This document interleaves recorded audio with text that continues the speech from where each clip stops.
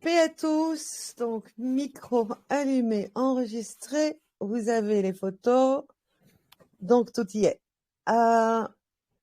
Donc on va faire la 45e révélation de la fin qui concerne véritablement la fin du temps de Babylone. Et il faut en parler, quoi, c'est quand même quelque chose.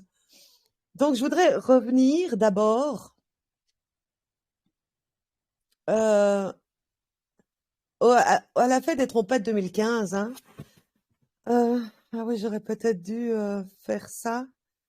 Euh, on voit que sur il y a pas, enfin, je vais le rappeler comme ça, sur le plan de la fin avec les veilles, on voit que l'année 2015-2016 est bien la première heure de la grande épreuve qui est la troisième veille, pardon, la troisième heure de la première veille. Et ensuite, il y a toute la deuxième veille toute la deuxième veille de la nuit qui est 3 heures, et puis toute la troisième veille de la nuit qui est 3 heures. Donc on voit que ça commence en 2015. Donc évidemment, on voit avec l'épouse, évidemment, j'expliquais ça à Samy tout à l'heure, quelque chose qui m'est revenu d'ailleurs, c'est qu'en 2015, moi, forcément, il y avait ce fameux Claude Inerski, hein, comme je l'ai déjà expliqué, qui a lancé vraiment, qui était mais suivi de milliers de personnes qui avaient eu un réveil, donc étaient appelées de Dieu avant même quasi d'être dans les religions. Ils suivaient cet homme-là qui avait fait tous des calculs, enfin sur la Bible, un peu genre, comment on appelle ça, eschatologie, et qui donc annonçait que c'était cette fête des trompettes là, et ils venaient eux d'être réveillés, hein. Moi, ça faisait pas longtemps d'ailleurs, puisque ça faisait que depuis allez, on va dire janvier 2015 que j'étais là. Or, la fête des trompettes c'est en septembre. Tout l'hiver, je l'avais passé à lire la Bible, hein, à me mettre en ordre avec les commandements, etc. Donc, j'étais vraiment au début, hein. Premier Éden, voilà, c'est certes né d'en haut, donc ne pratiquant plus le péché. Voilà pourquoi on se met en ordre pour ne plus pratiquer justement. Donc j'étais qu'à cette phase-là, moi, et donc j'ai expliqué ça à Samy en disant que c'est clair que sur ce plan-là, je lisais la parole et j'ai lu aussi pour la première fois que cette fameuse transformation, hein, seront transformés en un instant, en un clin d'œil. Et donc Richard est arrivé. Et quand Richard est arrivé, lui, il était à 100% sur ce Inerski. Et c'est lui qui a apporté d'ailleurs les vidéos qui nous l'a fait connaître, nous, au petit troupeau de l'époque. Et évidemment, donc il était à fond là-dedans. Et cette fête des trompettes était très importante, pas seulement pour ce que Inerski disait, hein, mais surtout pour les tétrades. À savoir quand même que la fête des trompettes en 2015, il y avait déjà 3 qui étaient passées. Hein, il y avait les 2 de 2014. Il y avait eu l'éclipse solaire au moment d'Esther, hein, comment ça s'appelle déjà ça, soit, je l'ai pas, j'ai pas le mot sous le Hadar, voilà, Hadar. Et puis il y avait une avant que Richard ne vienne, sur la fête de Pâques de cette année-là, 2015. Et la suivante était après cette fameuse fête des trompettes. Or, il s'est passé quelque chose d'assez gros ce moment-là. C'est que je m'en rappelle très bien. Les dates, je ne sais plus vraiment. Je sais plus si c'est le 12. Pour finir, ça a été fêté le 14. En fait, pour les Juifs, pour fêter leur premier jour de l'année, hein, civile, eh bien, on attend le signal des Juifs, nous, parce que ils regardent, eux, la lune, l'apparition, donc la lune n'est pas là, c'est une nouvelle lune, hein. Donc le ciel est noir, et puis le premier quartier de lune qui revient, à partir de ce moment-là, il compte un jour. Et s'il ne voit pas, parce qu'il y a des nuages, parce que ça, c'est pas déclaré, c'est déclaré que quand il la voit. Et donc cette année-là, qu'est-ce qui s'est passé? Comme par hasard, cette fameuse éclipse cette fameuse tempête que j'ai retrouvée ici. Je suis contente d'ailleurs. Donc, l'histoire de la tempête de poussière de septembre 2015 qui a bloqué le soleil du Levant pendant plusieurs jours. Et donc ça, c'était, je pense, en Arabie, mais ça a eu des répercussions, si bien que la fête des trompettes a été reportée, je pense, 1 ou 2 jours.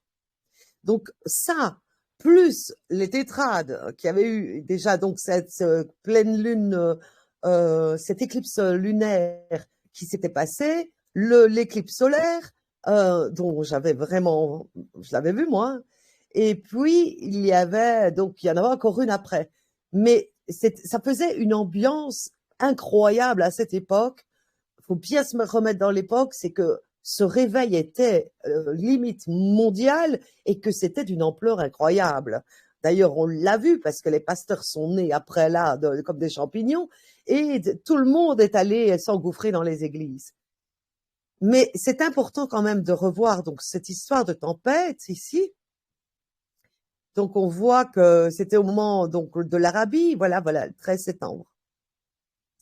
Donc c'est une tempête de sable qui est massive, qui s'est formée au nord est de la Syrie du 6 au 13 septembre 2015 et s'est étendue pour projeter une ombre pendant plusieurs jours sur la plupart des régions du Levant, y compris la Jordanie, la Palestine, etc. Donc l'Arabie Saoudite, imaginez-vous. Alors, comment s'est formée la tempête de sable? Bon, ça, je ne vais pas l'expliquer, c'est écrit là. Si vous voulez, je mettrai le lien. Puis, regardez un petit peu la superficie de la tempête énorme. Regardez voilà, l'image ici, qui faisait environ 400 000 km². Alors, on voit la vague de poussière qui avait causé la mort de 3 femmes au Liban, 750 cas d'étouffement, le ciel de Syrie qui était devenu rouge, l'Arabie Saoudite, dommages dans plusieurs secteurs. Donc ça, je voulais le rappeler parce que je m'en souvenais plus en fait. Et je m'en suis souvenu là en reprenant par rapport à Babylone parce que je médite beaucoup, hein, parce que le fait que la reine est morte, moi, c'est une joie extrême que je ressens et donc je veux analyser un peu tout ça dans le sens que je médite. Analyser, c'est pas analyser vraiment, c'est méditer et dont Dieu me rappelle des choses, me montre des autres choses, etc. Et il me révèle. Donc ça, c'est la première chose que je voulais montrer. Ensuite, on voit ici, dans la parole, on parle toujours de Lucifer, de Jézabel ou Lilith, je sais pas comment on appelle Lilith ou Lilith, je pense, et puis on parle de Satan. Alors, on a remarqué tout ça, mais ça a évidemment un sens. Pourquoi? Regardez, Lilith en hébreu, c'est ce que beaucoup disaient, hein, parlaient de cette Lilith là, hein, dans les écrits ou les manuscrits qu'ils ont trouvés, mais surtout dans tout ce qui est juif, babylonien, pharisien, enfin, tout ça, ils en parlent, hein, l'attribuant dans la Genèse, ce qui est faux et pas faux. Je vais expliquer pourquoi. On voit que Lilith en hébreu, hein, est un démon. Regardez, c'est un démon, c'est un esprit donc. Un esprit féminin de la tradition. Pas de la Torah, de la tradition. Toutefois, elle est quand même reprise dans la Torah. Donc c'est ça qui est important de voir et de le comprendre le sens. C'est pas le sens que eux donnent. Elle est à l'origine une divinité mésopotamienne. Donc on voit que c'est du côté des mauvais, bien sûr, c'est un démon féminin. Dans les légendes, vous voyez, c'est des légendes juives, mais les légendes, il y a un peu de vérité là-dedans, et je vais vous expliquer pourquoi. Qui se répand au Moyen-Âge. Lilith est présentée comme la première femme d'Adam avant Ève. Et voilà ce qu'ils disent, et ce qu'ils disent qu'ils ont retrouvé dans les parchemins, etc. Moi, je ne fais confiance qu'à la parole et au témoignage de Christ, c'est-à-dire d'avoir vécu la vie de Christ, et aussi, évidemment, de mon onction, où il me fait révéler toute la vérité. Donc, il y a du vrai, un petit peu de vrai, mais évidemment interprété de manière satanique, charnelle, non convertie, et tout ce qu'on veut, tout simplement. Pourquoi? Parce que quand on voit, par exemple, que Ève se laisse séduire par le serpent, ok? Elle se laisse séduire par le serpent, et on voit un peu ce que ça donne. On voit évidemment que le résultat, c'est que sa chair, le charnel de Ève, le corps, a été donné à Satan. Et Satan, évidemment, l'emmène à la mort. Vieillesse, mort, etc. Son charnel est déchu. Elle est devenue charnelle. Donc c'est son spirituel qui est ôté. Son divin, là, qui ressemblait à l'image de Dieu. Et comme elle a séduit, forcément une femme qui séduit, c'est au moment où elle a été séduite par Satan et qu'elle a acquiescé, à cette séduction, on sait qu'est-ce qui se passe? C'est le cœur qui est amorcé et tu deviens une Jézabel. Pourquoi? Parce que à ton tour, elle a séduit à son tour le premier Adam pour qu'il tombe. Donc c'est une Jézabel. C'est comme une adultère à ce moment-là. Voilà comment on l'interprète dans la vérité. La première Ève n'est pas Lilith. Le démon féminin n'est pas, enfin, comment on peut dire, c'est comme si le démon féminin par la chute et la désobéissance est entré en Ève. C'est un peu comme avec Judas quand il fait ça et puis que Satan entra en Judas. Et il devient le traître. C'est ça. Mais c'est pas pourquoi, parce que son cœur a été amorcé. C'est la même chose ici. C'est toujours des démons, de toute façon. Mais ce qui est important de comprendre, c'est que le démon féminin montre beaucoup de choses. On sait que Satan copie Dieu en tout. Or, on voit quand même que ce démon féminin, s'il y a un démon féminin, on sait que d'où vient Lucifer? Il vient d'auprès de Dieu. S'il vient d'auprès de Dieu, ça veut dire donc que c'est son féminin déchu pareil. Exactement comme Satan a copié quoi? Dieu a distingué son féminin de son masculin. Et ensuite, il a non seulement fait de l'esprit de son fils un homme, dans l'humanité, il s'est incarné, il a pris un vêtement, il est venu homme, et en même temps, pareil avec l'épouse. Il a personnifié son épouse, ça veut dire que son esprit féminin, il a vidé une femme, qu'elle ne pratique plus le péché, l'a purifiée donc, etc., pour qu'il y ait une incarnation aussi de son féminin en tant que personne dans le monde. Satan copie. Lucifer a été éjecté des cieux, forcément son féminin aussi, et a été distingué. À partir du moment où il va sur la terre, ça se personnifie. Alors écoutez bien ça. Elle constitue une figure récurrente dans les rituels, évidemment, magico-religieux. Parce que de tout ça, de toute façon, de toute la Torah, ils font de la magie, on le sait. On sait que la reine d'Angleterre, elle était dans les mages, etc. Elle constitue une figure récurrente dans les rituels magico-religieux, car elle représente un danger pour les femmes enceintes et pour les enfants. Alors, quand on voit ça, c'est incroyable. Quand on voit la reine d'Angleterre qui a envoyé ce message où elle a parlé au monde au moment du Covid et elle a dit, on va vous retirer vos enfants. Quand on voit cette reine qui est du 33e degré et qui sacrifie des enfants, et la reine mère d'ailleurs du sacrifice d'enfants, reine mère, imaginez-vous, des sacrifices d'enfants. Donc, évidemment, contraire de l'Esprit Saint, elle a l'esprit de la bête, de Lucifer, tandis que l'Esprit Saint a l'esprit de Dieu. Quand on voit aussi que l'Esprit Saint enfante, elle enfante pour la mort. Elle tue même les enfants. Les femmes enceintes, quand on voit que Lucifer est devant le dragon donc, et le dragon représente aussi le féminin. Et quand on voit qu'elle est devant la femme dans l'Apocalypse 12 qui doit accoucher pour le dévorer, voilà. Elle ne devient plus quelqu'un qui enfante véritablement pour la libération, pour la vie éternelle comme l'Esprit Saint. Elle enfante, pour la mort, mais elle enfante plus des anges comme déchue. Elle est sur la terre personnifiée et elle enfante la postérité du serpent. Ça aussi, c'est énorme. Je vais vous expliquer pourquoi plus loin. Regardez ce qu'il dit ici. Donc ici, encore ici, Lily, c'est en fait la forme hébraïque de l'acadien Lilitu, féminin de Jilu. Il dérive du sumérien, qui signifie, regardez, comme c'est l'Esprit Saint, mais dans l'inverse, vent. C'est à l'origine un démon mésopotamien lié au vent, évidemment, comme l'Esprit Saint, on dit que c'est un vent, on ne sait pas où il va, etc., hein, comme il dit à Nicodème. Mais regardez le Trump ici, et à la tempête. Vous voyez, Trump qui annonçait la tempête, là? Ensuite, regardez ce qui est écrit par rapport à ça. Il parle ici, dans Isaïe 34:12, de noble.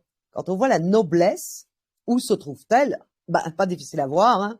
Le duc, duchesse, de ci, de roi, de ça, de là, c'est ça. De noble, il n'y en a plus pour proclamer la royauté. C'en est fini de tous ces princes. Dans ces bastions croîtront les ronces, dans ces forteresses l'ortie et l'épine, on le voit dans toutes les royautés de ce monde. Ce sera une tanière de chacal, et combien?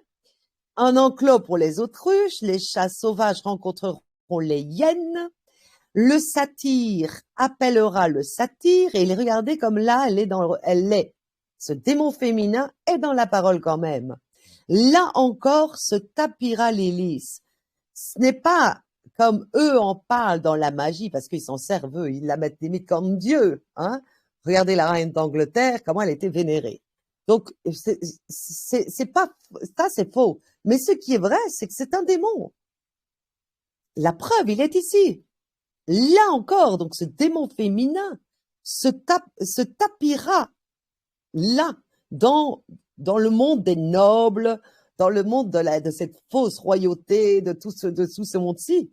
Elle trouvera le repos. Là nichera, regardez qui nichera.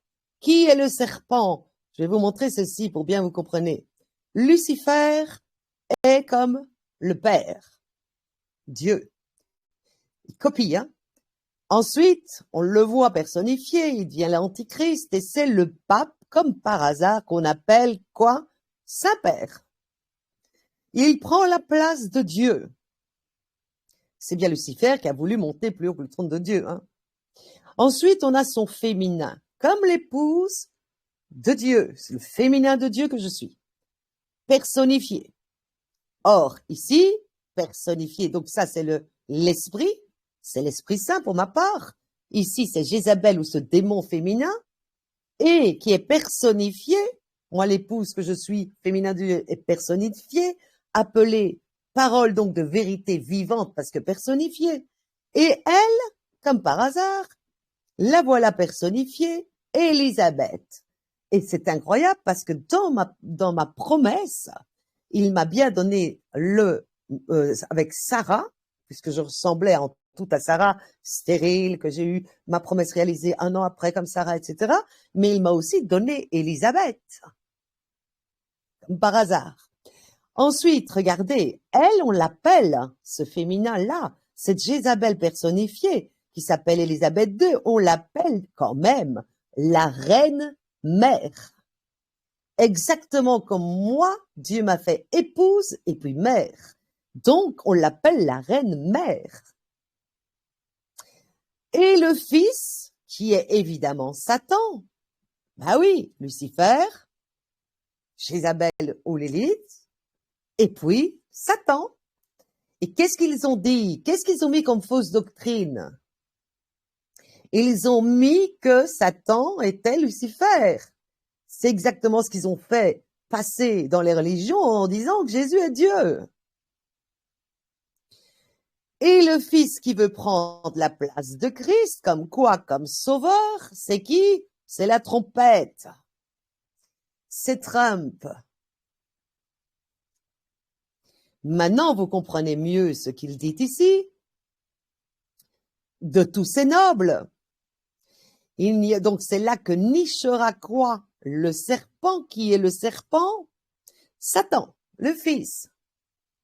Il pondra, fera éclore ses œufs. Alors, regardez un peu ça. Groupera ses petits à l'ombre. Est-ce que, quand on regarde l'épouse que je suis est le féminin de Dieu. Donc, Jézabel est le féminin de Lucifer. Mais l'épouse est l'épouse du Fils. Et regardez ici comme c'est pareil. Le serpent, Satan, le Fils. Eh bien, regardez, qui fait un avec qui Lilith, comme l'épouse fait un avec le Fils. Il couvre de son ombre, le Père couvre de son ombre, protecteur, etc. Regardez, il pondra, fera éclore ses œufs, groupera ses petits à l'ombre. Là encore, c'est ça que ça veut dire, regardez. Ce groupe rassembleront les vautours les uns vers les autres. Ça montre qu'est-ce que c'est les vautours. Là où seront les vautours, il le dit plusieurs fois, hein, avec la chair des rois, des puissants et les vautours. Pourquoi? Parce que c'est tous ceux, quand on voit tous les francs-maçons, quand on voit tous les vautours qui courent après l'argent, à plumer le pauvre, etc. Regardez, c'est tous les religieux, c'est tous les francs-maçons, c'est tout cela, c'est tout cela. Il met alors, cherchez dans le livre de Yahvé et lisez, il n'en manque pas un. Pas un n'est privé de son compagnon. C'est ainsi que sa bouche l'a ordonné. Son esprit, lui, les rassemble. Qui est l'esprit? Alors, qui est l'esprit? Ben, c'est l'esprit de la Jézabel.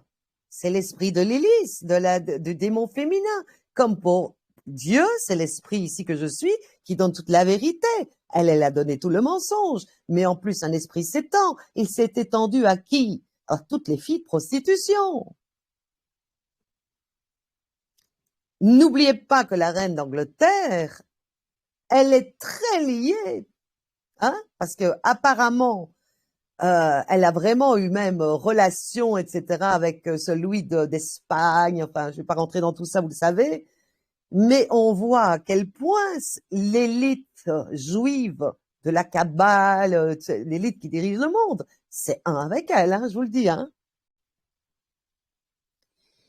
Et c'est Louis, donc son esprit les rassemble. Bah oui, en plus quand reine, mère, 33e degré, hein, franc-maçonnerie, rassemble. C'est pour ça que tout le monde lui baisse son chapeau, hein, tout le monde est à ses pieds, à cette femme. Je viens encore d'apprendre qu'ils vont faire un espèce de livre là où dans le monde entier où on peut écrire pour elle, hein, l'horreur, quoi. Alors, on voit ici aussi, regardez maintenant, donc ça c'est super important. Ça c'est vraiment une révélation. Voilà pourquoi on s'est toujours demandé d'ailleurs pourquoi est-ce qu'on appelle Lucifer et pourquoi d'autres moments on appelle Satan et pourquoi. Parce qu'il copie. Il copie tout. Mais je ne sais pas si vous réalisez ici que l'antichrist ici, père satanique, fils Trump satanique, ils viennent de perdre l'esprit. Oups. Ils viennent donc l'esprit, le féminin vient de mourir. Vous entendez ça? Le féminin, qu'est-ce qui se passe avec le féminin? Il se passe, regardez, le fils, qui est l'époux, Samy, il obéit au féminin en tant que fils. Et aujourd'hui, il fait un avec le féminin. Il s'est attaché à son épouse, a fait avec elle un seul esprit. Donc, c'est devenu son esprit. Pareil. Donc ici, ça veut dire que on voit que dans Esther, comme c'est le temps, vous savez très bien, l'Ancien Testament le temps du Père, Nouveau Testament le temps du Fils, et puis on est dans le temps de l'esprit de épouse, du féminin. Mais ici, le féminin, c'est fini. Elle était là pour noter, écoutez bien, quand je vous dis que le plan final que Dieu a révélé par l'épouse, qui est liée à la vie de l'épouse, la grande épreuve de l'épouse, ici, elle faisait quoi? Elle montrait le temps pareil de Babylone. 70 ans, sauf la différence. C'est que nous, c'est 7 ans de grande épreuve. Pourquoi? L'épouse, c'est 2 déserts. Donc, c'est l'épouse, c'est 7 ans. Elle, c'est 70 ans. Pourquoi cette différence quand Satan copie l'épouse? Tout simplement, c'est très clair, je vais vous montrer pourquoi. Il y a un passage qui montre pourquoi. Avant ça, je vais montrer ceci. Donc, le jubilé et la mort de la reine, c'est bien le règne de Babylone. Ça veut dire que l'esprit féminin démoniaque est fini.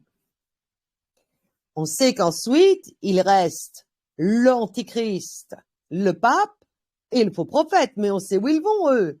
Il est écrit quoi? Les 2 vont être attrapés et jetés dans le lac de feu. Il fallait d'abord que celle-ci meure. Je l'attendais tellement. Alors, le jubilé donc et la mort de la reine, c'est la fin. Quand on supprime un esprit, ça veut dire qu'on est en train, là, Dieu a condamné, supprime, commence à s'attaquer à l'esprit du mensonge, mais total, fini, total. Comme quand la vérité va totalement gagner. Puisqu'elle est, elle, esprit du mensonge. C'est le féminin, ça. Elle est la séductrice. Puisque c'est la Ève qui, à un moment donné, a écouté Satan. Donc, c'est quelque part amené dans la mort et a amené Adam à la désobéissance de Dieu. C'est devenu une Jézabel, la première Ève. Toutefois, on sait qu'ils ont été sauvés. C'est écrit dans la sagesse, c'est la sagesse qui les a sauvés. On dit l'Esprit Saint. Donc, il y a donc eu une repentance. Ce n'est pas le cas ici. Hein. Ici, c'est carrément ceux qui ont été exclus du ciel. C'était des anges à la base. Faut pas oublier, quoi. Alors, on voit ici Daniel. Regardez encore quelque chose qui est incroyable. J'ai toujours expliqué qu'il y avait une petite échelle, une grande échelle.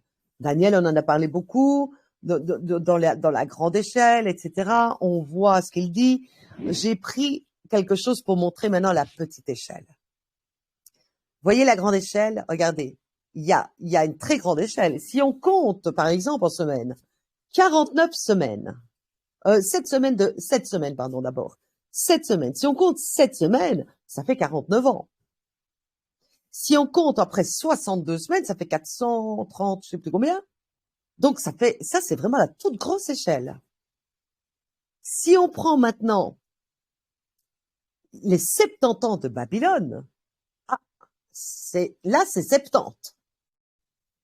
Eh bien, c'est ça que je veux montrer parce qu'on parle justement de la fin du règne. Et voilà ce que révèle encore Dieu au travers de ce texte de Daniel qui n'oubliez pas à quelle époque il était donné, qui fait que, évidemment, la Bible, la parole est intemporelle.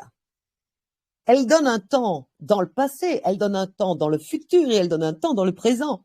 Et quand on voit ces 70 ans, je me suis donc penchée sur les 70 ans, moi. On sait que l'épouse, c'est 7 ans, ok?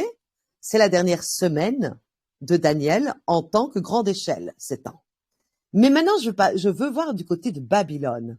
Et du côté de Babylone, regardez, il y a, comme il dit, 7 semaines. Ça commence par 7 semaines. Ça, c'est le premier point dans Daniel. Ensuite, on parle de 62 semaines. Ça, c'est le deuxième point. Et puis, on parle ensuite de la semaine, la dernière. Donc, maintenant, on voit, regardez, on va remplacer ceci, semaine, par jour. Année, pardon. Alors, ça donne alors cette année, ok? Plus 62 années, ça fait 69 années, plus une semaine, une année, 70 années.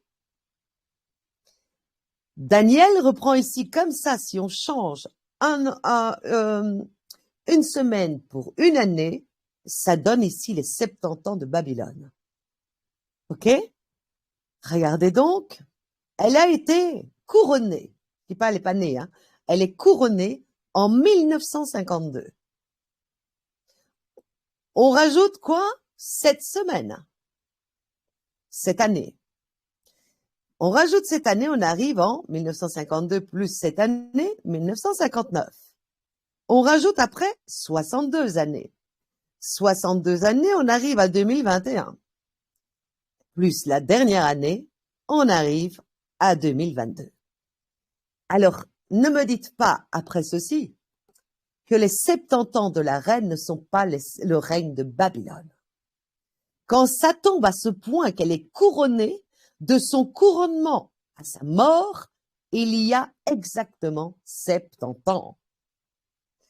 Comme le nombre exact qui dit dans la parole en Daniel, mais en faisant une semaine égale un an. J'ai trouvé ça incroyable, quoi. Il faut le faire, hein, d'être couronné en 1952 pour qu'en 2022, qui est, n'oubliez pas, hein, la 7e année de ma grande épreuve, qui reprend, moi, la dernière semaine de Daniel, à grande échelle. Alors, on se dit, tiens, qu'est-ce qu'il y a eu? Pourquoi alors n'a-t-il pas dit, par exemple, plus directement 69 années et puis que la dernière année, quoi? Pourquoi il a fait cette année-là? Cette année, et puis il a compté 62. Au lieu de faire directement, il y a 69 années, plus une dernière année. Alors, j'ai cherché un petit peu, j'ai regardé. Déjà, 2 ans avant son couronnement, on voit que 9 mai 1950, que le ministre des Affaires étrangères François-Robert Schuman fait une déclaration publique considérée comme étant l'acte fondateur de l'Union européenne. Tiens donc. En 1959, j'ai trouvé incroyable que, le 8 janvier 1959, Charles de Gaulle devient officiellement, à 68 ans, le premier président de la Ve République, et il met pour 7 années. Il a été réélu d'ailleurs après, je pense. Mais voilà, ça, je l'ai copié tel quel sur Google. Et la première année des 62 ans, ah oui, donc ici, donc ça, c'est pour ici. Voilà, en 1959. Voilà l'événement marquant de Gaulle, hein, qu'on entend tout le temps ressortir d'ailleurs. Et donc, la première année là, qui commençait les 62 années, eh bien, c'est la victoire de la guerre des 6 jours en Israël. Incroyable.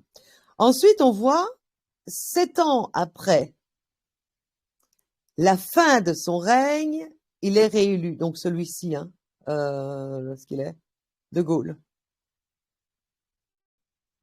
La reine, elle naît en 1926. Elle est couronnée à 26 ans. Étrange. Couronnée à 26 ans quand Samy est arrivé à 26 ans. Mais pas la même date, mais je veux dire, c'est l'âge de 26 ans. Et quand je vois, par exemple, ma naissance en 66, je suis née 14 ans. 14, on sait que c'est le chiffre de Christ. 14 ans après le couronnement de 1952, et la reine avait 40 ans. Elle a fêté son jubilé de diamant, c'est pas n'importe quoi ça, hein, en 2012. Là où j'ai annoncé dans les révélations passées, les fameux 10 jours, là, vous aurez 10 jours d'épreuve. Et je vous ai dit, comme on savait les 7 années, qui étaient véritablement les 7 années de ma grande épreuve, donc c'est-à-dire de l'Apocalypse 12 accompli, je vous avais dit, ça a commencé en 2012. En 2012, il y a eu une histoire à travers le monde entier où d'ailleurs c'était le survivalisme et tout le monde mettait des côtés de la nourriture, il y allait avoir 3 jours de trucs de la terre, blackout, etc. C'était vraiment quelque chose, hein, ce 2012. Je crois que tout le monde s'en souvient. Et regardez ce qui est dit, qu'est-ce que je vous ai dit tantôt, que j'allais vous expliquer, par rapport aux désobéissants. Pourquoi 10? Il parle de 10 jours d'épreuve, un jour égale un an. Pourquoi il parle aussi d'années, 7 ans? Hein? Eh bien, regardez, pour les désobéissants, on va lire tout ça. Le pouvoir néo-babylonien prédate de la destruction de Jérusalem en 587 et que des Judéens ont pu être emmenés à Babylone auparavant. On peut y enfin faire valoir que le nombre 70 est avant tout symbolique de 7 fois 10 ans, ou 10 fois 7 ans, étant le nombre de jours dans une semaine et 10 comme ce fameux passage de la Bible où il met 10 jours d'épreuve. Regardez ici. Pour les désobéissants, autrement dit, pour ceux qui vont tomber sous la domination de Babylone. N'oubliez pas que la grande Babylone, c'est la grande prostituée entière, que ce soit l'élite juive.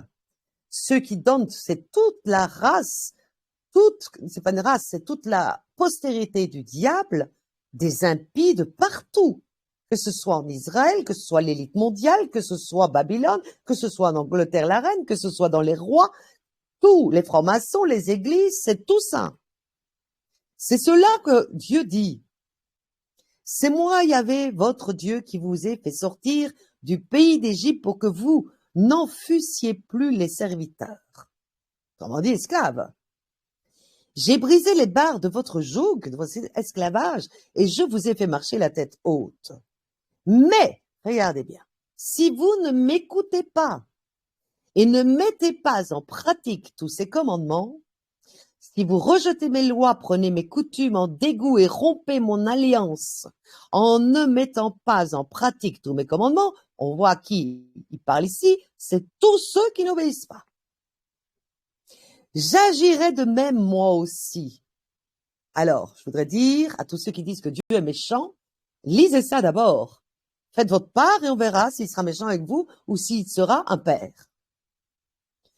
J'agirai de même moi aussi envers vous. Je vous assujettirai, autrement dit, je vous en rendrai esclaves, au tremblement, ainsi qu'à la consomption et à la fièvre qui usent les yeux et épuisent le souffle.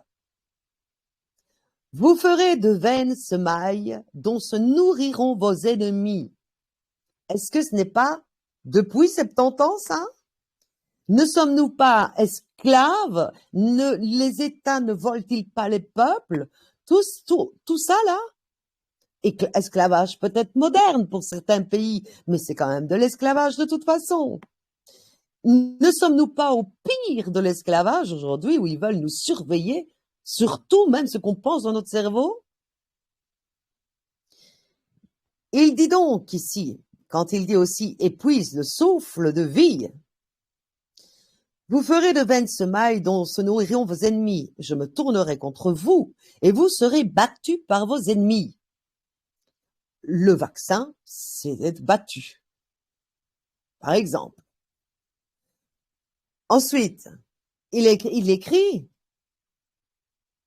vos adversaires domineront sur vous. Alors là, je crois que c'est dans le monde entier maintenant, hein, et vous fuirez alors même que personne ne vous poursuivra.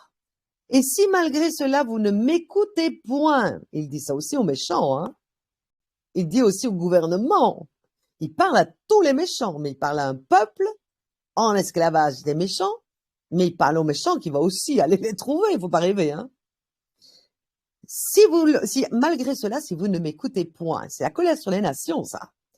Je continuerai à vous châtier au septuple, regardez, au septuple, 7 fois. Autrement dit, 7 fois quoi? 7 fois 10 ans. Pour vos péchés, je briserai votre orgueilleuse puissance, je vous ferai un ciel de fer et une terre d'airain. Votre force se consumera vainement, votre terre ne donnera plus ses produits, et l'arbre de la campagne ne donnera plus ses fruits. Si vous vous opposez à moi et ne consentez pas encore à m'écouter là, j'accumulerai sur vous ces plaies au quoi? Septuple de vos péchés. C'est déjà 2 fois, hein. Je lâcherai contre vous les bêtes sauvages. Les bêtes, quand on dit les bêtes sauvages, c'est évidemment les corrompus des peuples. Corrompus, tout ce qui est corrompu. Qui vous raviront vos enfants, regardez, qui vous raviront, prendront vos enfants. Normal, vous vous mettez sous le joug de cette femme qui vous a dit quoi? Elle a fait un grand truc public, hein, à la télévision pour tout le monde, là. On vous prendra vos enfants. Anéantiront votre bétail. Ben oui. Qu'est-ce qu'ils sont? Oh, il y a la grippe aviaire, le tic, faut éliminer tout ça, hein. Et vous décimeront au point que vos chemins deviendront déserts. Et si cela ne vous corrige toujours pas, vous êtes des rebelles, hein? Et si vous vous opposez toujours à moi, je m'opposerai moi aussi à vous. Et de plus, je vous frapperai. Regardez, là il dit, la première fois il dit quoi? Il dit que il se tournera contre vous. Vous serez battus par vos ennemis. Ça, c'est la première chose. Première fois qu'il avertit. Deuxième fois, il va lâcher contre vous les bêtes sauvages. Troisième fois, là, il commence à perdre patience. Parce que la troisième fois, regardez ce qu'il fait. Il dit, je vous frapperai, moi, au centuple de vos péchés. Comment? Je ferai venir contre vous l'épée qui vengera l'alliance. L'épée qui vengera l'alliance. Vous vous grouperez alors dans vos villes, mais j'enverrai quoi? La peste, corona, la variole, le ci, le là, au milieu de vous et vous serez livrés au pouvoir de qui? De l'ennemi. C'est exactement ce qui se passe.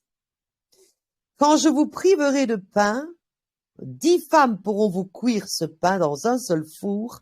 C'est à poids compté qu'elles vous rapporteront ce pain et vous mangerez sans vous rassasier, parce que ça veut dire aussi que vous vous écartez du pain de vie, de la bonne nouvelle, vous la rejetez.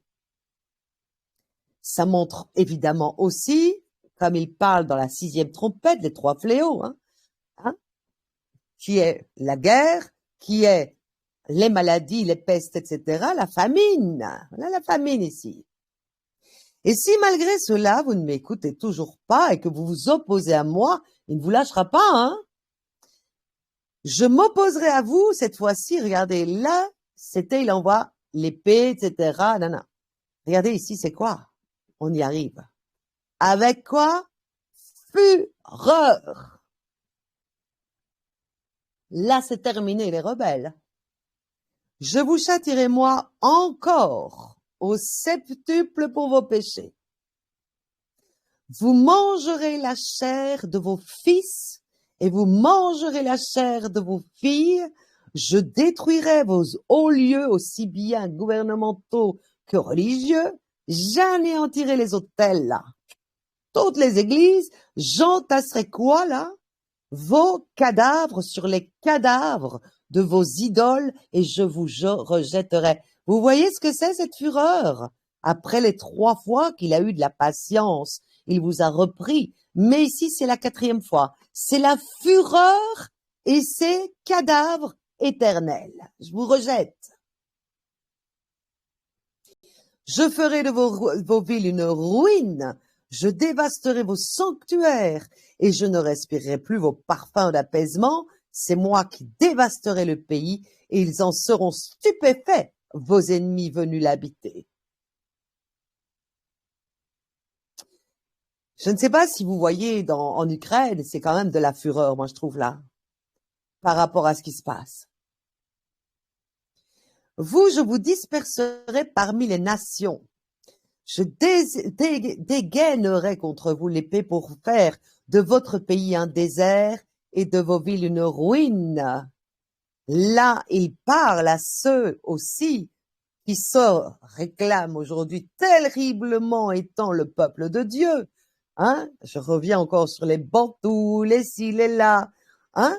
Et qui se réclament ça, mais qui oublient alors que ça les condamne plus encore, parce que s'ils se réclament ce peuple élu-là, alors qu'ils montrent l'exemple, et or ils sont où? Dans l'Égypte, dans les ci, dans les là. Donc c'est à eux qu'il dit ça aussi. Dispersés parmi les nations, revenez à l'Éternel, quoi. Si l'Afrique est un désert, c'est aussi pour ça.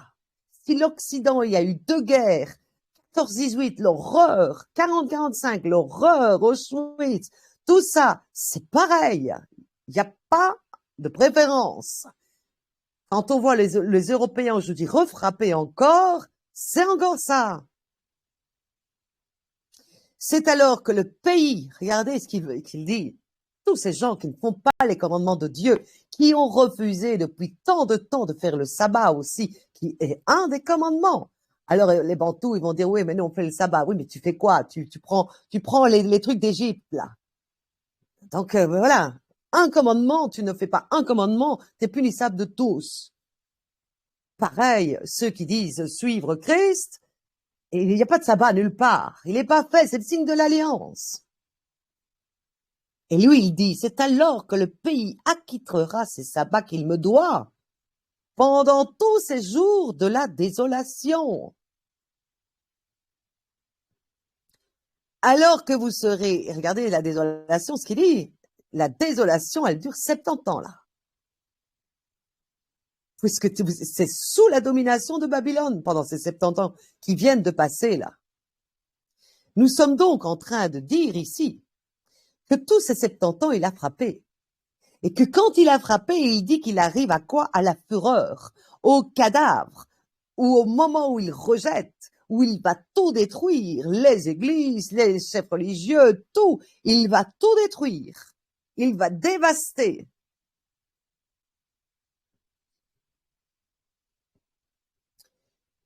Alors que vous serez dans le pays de vos ennemis, vous acquitterez ainsi les sabbats que vous n'avez pas faits.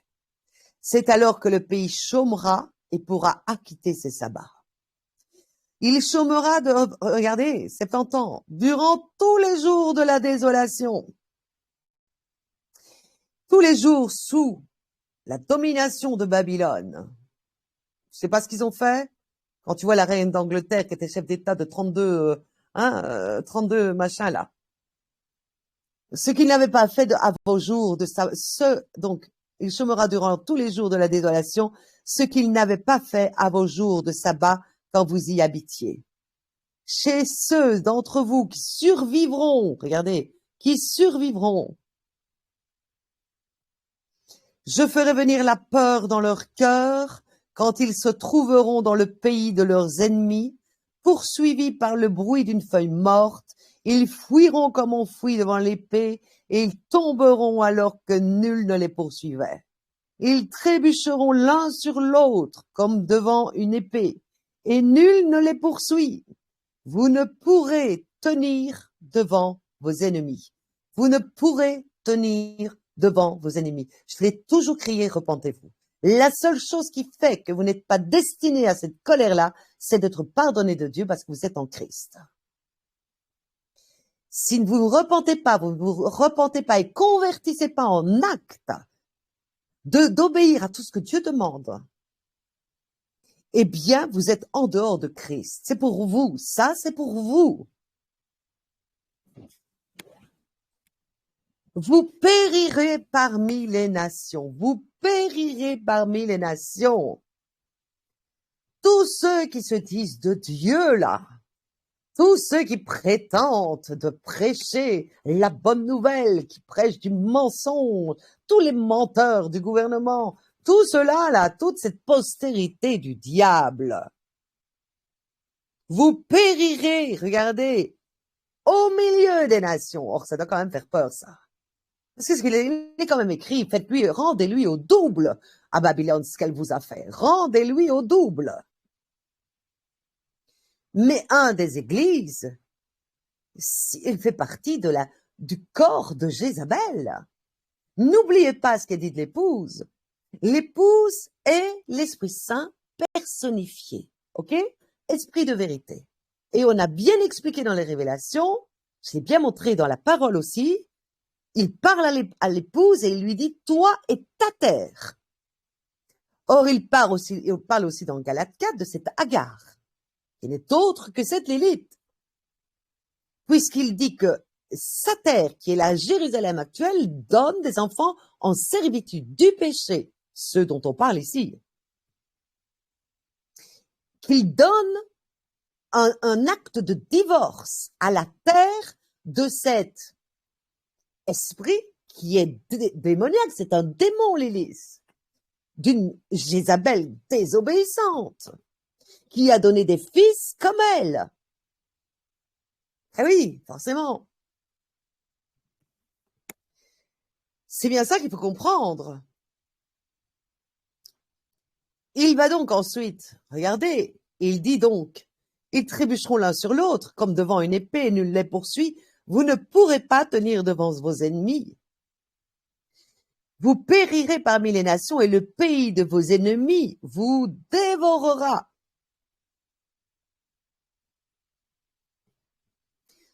Autrement dit, il se sert d'un méchant. Voilà, nous le voyons. C'est qui? C'est cette reine, cette Jézabel, ce démon-là, féminin, qui fait un avec l'esprit avec le démon, c'est-à-dire Lucifer, dont le fils est le serpent, séducteur, etc., des nations, prince de ce monde. Copie, Christ est aussi prince.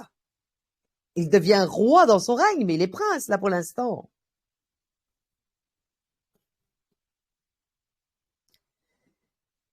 On voit alors ici, ils confesseront alors leurs fautes et celles de leur père, fautes commises par infidélité envers moi, mieux par opposition contre moi.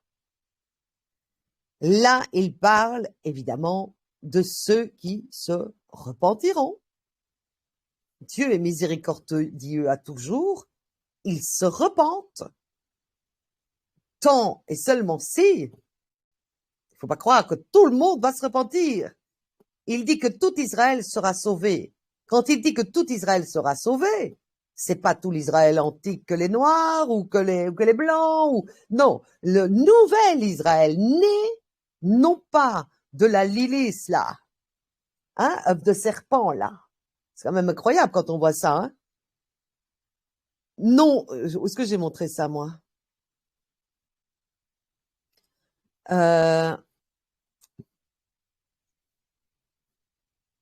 Je sais pas si je l'ai déjà lu. Qu'on voit que il parle des œufs quoi. Le serpent, c'est des œufs. C'est comme pas des bébés quoi. C'est une race extraterrestre. C'est une reptilienne. C'est ce qu'on appelle reptilienne. C'est pour ça qu'on l'appelle reptilienne. Parce que c'est une postérité satanique quand même. De déchus, d'anges déchus. C'est pas beau ça. C'est pas beau à voir. Même s'ils sont beaux en apparence, ils sont pourris à l'intérieur. Et quand la réalité va être donnée, ça va être des gens horribles. Tellement ils sont souillés, tellement ils viennent d'un esprit démoniaque. Déchus, ils naissent de ça. Alors, on voit ici donc alors, moi aussi je m'opposerai à eux et je les mènerai au pays de leurs ennemis. Donc il emploie un méchant contre un méchant. Et ensuite, quand il a employé le méchant contre un méchant, il se retourne vers le méchant dont il a employé. Il a toujours fait ça. C'est exactement ce qu'il fait ici. Il punit les nations par les ennemis. Quels sont les ennemis? Est-ce que ce sont gentils les ennemis? Non, c'est les gouvernements qui font le jugement de Dieu. Je te punirai cette fois-là. sur les nations. Mais après, il va se retourner contre les méchants, bien sûr, contre les gouvernements. C'est le grand festin des rois. Hein? Vous mangerez la chair, les saints, vous mangerez le grand festin des rois, vous mangerez la chair de la grande prostituée, de tout ça. C'est spirituel, évidemment, mais c'est pour montrer, vous aurez donc la justice de ceux qui vous ont persécutés. Parce que vous êtes saints. Moi aussi, je m'opposerai à eux et je les mènerai au pays de leurs ennemis. Alors leur cœur incirconcis, non pardonné, non repenti, s'humiliera. Il n'aura pas le choix parce que tout genou oubliera devant. Donc même les perdus, c'est pas parce qu'il dit que les cœurs incirconcis s'humiliera, alors ils expireront leurs fautes, qu'ils sont véritablement tous là-dedans des gens qui vont être pardonnés. Hein.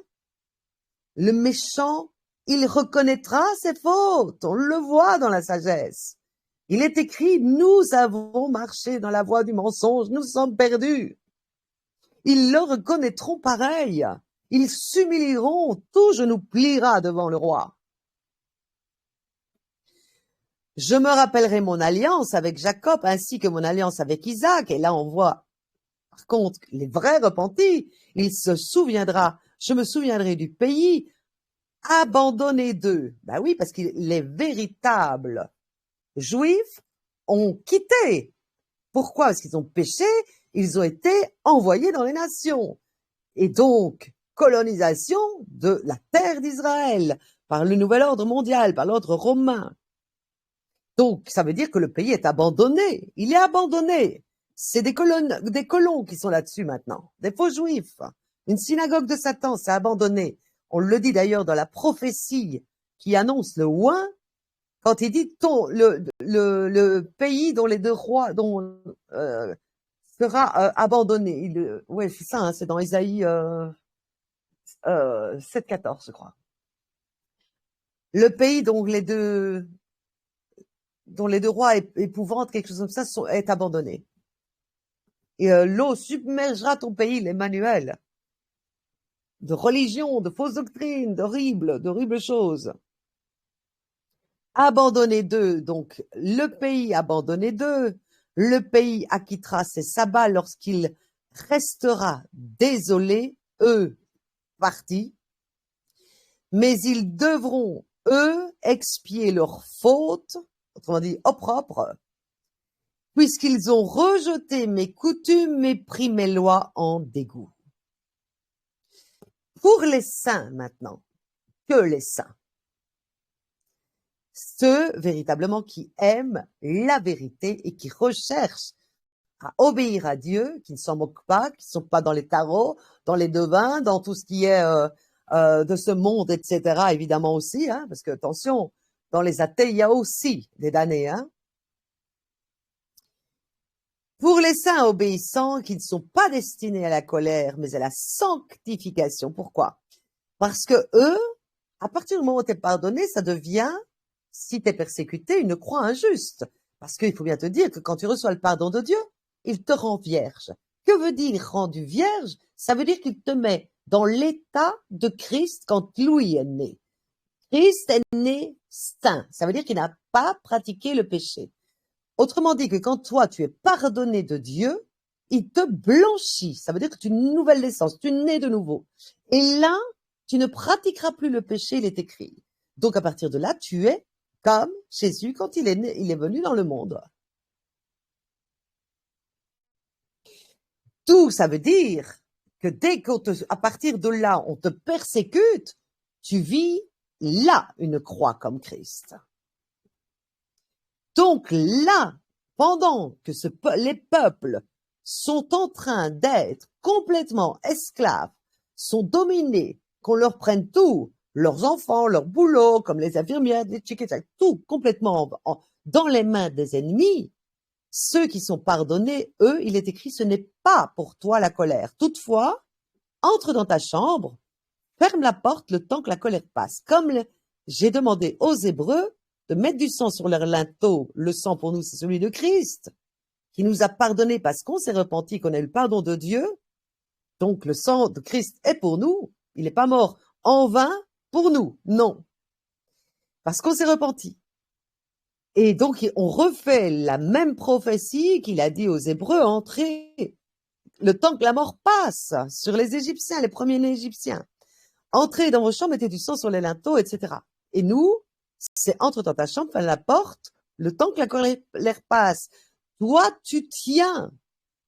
Quand il a dit, vous ne tiendrez pas, quand il dit que l'amour se refroidira, quand il dit que tout deviendra dans ce monde méchant, satanique, religieux, tout ça, pourquoi? Parce que c'est Satan qui lance le fleuve d'apostasie, de mensonges, de fausses doctrines. Tout ça, il lance. Et si tu ne crois pas en Dieu, si tu ne n'aimes pas la vérité, si tu n'es pas prêt à donner ta vie pour la vérité, tu ne tiendras pas. Autrement dit, tu seras dans les boucs. Voilà pourquoi il y a peu de rescapés.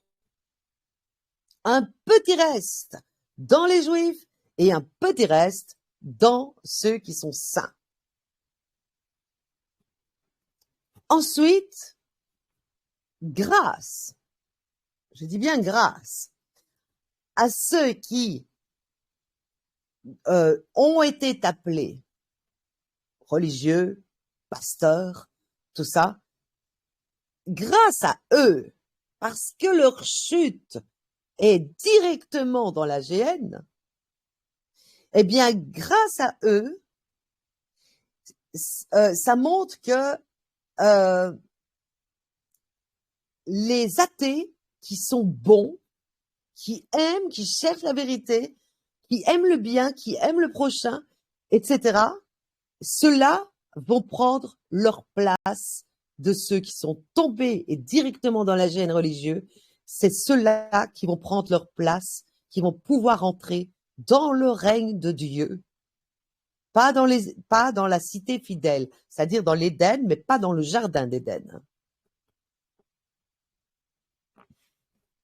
Pourquoi? Parce que les premiers seront les derniers. Eux, ils voulaient être les premiers au point d'aimer l'argent et de devenir des pasteurs et de tuer les âmes pour avoir de l'argent et être au-dessus de tout le monde, comme les pharisiens l'étaient. Et donc, forcément, ben voilà, ils étaient les premiers, mais ils sont les derniers maintenant. Regardez aussi pendant les trois, quand il dit donc ici par rapport à tout ce texte, ne crains pas, il y a aussi du côté des bons, hein, ces fameux 10 ans, mais ces 10 ans, pour eux, c'est que 10 ans. Ici, c'est 7 fois 10 ans. Mais pourquoi il dit alors ici, Apocalypse 2, 10, ne crains pas les souffrances qui t'attendent? C'est la fameuse croix injuste de ceux qui ont été pardonnés. Ne crains pas les souffrances qui t'attendent. Voici le diable va jeter des vôtres en prison pour vous tenter. Et vous aurez 10 jours d'épreuve. Restez fidèles jusqu'à la mort et je te donnerai la couronne de vie. Ça, c'est pour ceux, pas les saints. On voit que l'épouse, elle a 7 ans. C'est la femme et le dragon. On voit que dans les deux témoins, il n'y a que 3 ans et demi et 3 jours et demi. C'est vrai, hein? Donc, on voit que le temps, ce qui montre les différences de temps dans ce qui est du peuple de Dieu, ce n'est pas une question de préférence de ci, de là, c'est que simplement l'épouse devait être sanctifiée avant de donner la bonne nouvelle. Voilà, donc voilà pourquoi elle a 7 ans d'épreuve, et puis d'après l'onction aussi. Tout simplement, c'est simplement ça. Faut pas croire, quand on reçoit une onction de Dieu, il y a un prix aussi hautement élevé, parce qu'il est écrit, ce que tu as reçu, on te demandera. Plus tu as reçu, plus on te demande. Donc voilà, c'est logique. Il y a plus d'épreuves pour l'épouse qui a eu 7 ans d'épreuve que un disciple, par exemple. C'est d'après l'onction aussi. Mais donc on voit ici que il parle beaucoup de ceux qui sont encore plutôt dans les athées charnels. On voit par exemple aussi pour tous ceux qui par exemple défendent la vérité, hein, que ce soit dans la rue, des bons qui ont pu défendre la vérité, qui ont été injustement frappés. Regardez par exemple cet homme noir là que le policier avait étranglé. Voilà, ça concerne plus des gens encore qui sont pas encore des saints là, qui sont pas encore dans le voilà. Pourquoi? Parce qu'il faut une mort. Il faut automatiquement une mort. Si vous voulez ressusciter, il faut une mort. Ou une mort spirituelle, ou rentre dans ta chambre. Moi, c'est rentre dans ta chambre 7 ans à subir les insultes, les reproches, la solitude, les ci, les là. C'est une mort. Enfin, c'est celle des saints qui seront changés en un instant et un clin d'œil. Mais aussi, on attend les derniers martyrs qui donnent leur vie, quoi. Ils ne sont pas encore dans la sainteté, mais ça leur vaut quand même en justice. Donc, on continue ici, regardez encore ce qui correspond aux 3 années des époux de moi et Samy dans le tombeau. Il y a la première année qui est donc en 2020, qui est le Royaume-Uni quitte l'Union européenne officiellement en 2020. Ce qui correspond à la première année. Je parle de la 3e veille. Rappelez-vous la 3e veille, hein, c'est 2019-20, 20-21, 21-22. Donc, voilà, les 3 années de tombeau. La 2e année, le 9 avril 21, tiens, la date, comme c'est bizarre, la date de ma promesse, l'anniversaire de ma promesse, sachant que l'année 2021 est celle, évidemment, correspond à l'épouse. Eh bien, je crois que je ne peux en déduire que ça, que c'est pourquoi le mari, qui est un pédophile extrême, c'était une horreur cet homme, le prince Philippe, donc, qui était marié avec la reine Élisabeth, qui ont eu, regardez, 73 ans de mariage. Donc, ils se sont mariés 3 ans avant qu'elle soit reine. Regardez bien, il est mort à la date du 9 avril 2000. Voilà, il a été terrassé, je crois. C'est à cette date que Dieu a choisi, quoi. C'était une horreur, hein, cet homme-là. Je vous le dis hein, vraiment, mais renseignez-vous sur lui. Hein. C'est homosexualité, c'est pédophilie, c'est tout. Il a tout fait. La 3e année, vous voyez déjà le jugement hein, pendant le tombeau. Hein, regardez, faut pas oublier, hein, c'est quand même la Jézabel. C'est l'esprit de la bête ici. Donc pendant les années ici de tombeau des 2 époux, là il est fracassé, là c'est elle qui est fracassée. Qu'ils reviennent ici, hein, 3e veille, la voilà, la 2e veille c'était avant, mais de toute façon, quand on voit la mort en 2 ans du mari, 99 ans il avait, et puis celle-ci, 96 ans, non, celle-ci, pardon, temps de Babylone fini. Donc, voilà son règne, où elle meurt, 6 février 52, son couronnement, jusqu'au 8 septembre 2022. 17 jours avant cette fête des trompettes. Et alors, quand on voit quand même, elle est née en 26, elle a été couronnée en 26, mais la fête des trompettes va purifier tout ça parce que c'est le 26. Les noces du premier Éden étaient le 26. Les noces de Samy et de moi sont de 26 plus 3. On voit, regardez ceci, 70 ans donc. Ça veut dire que le règne de Babylone, il décrète ici en fait la fin du règne de Babylone. Mais attention, qui dit fin du règne de Babylone dit la fameuse colère fureur, comme on a lu ici, pour ceux qui ne se repentent pas. Ils ne se repentirent pas de leurs crimes, ni dirigeants religieux, ni personne. Tous ceux qui ont fait le mal et qui sont de la bête, ils ne se repentent pas. Et ils ne se repentiront pas d'ailleurs, puisqu'ils iront à la GN, tout ce qui est du côté religieux, tout ce qui est du côté gouvernemental, ces gens-là, ils sont finis, hein, il n'y a pas de deuxième chance.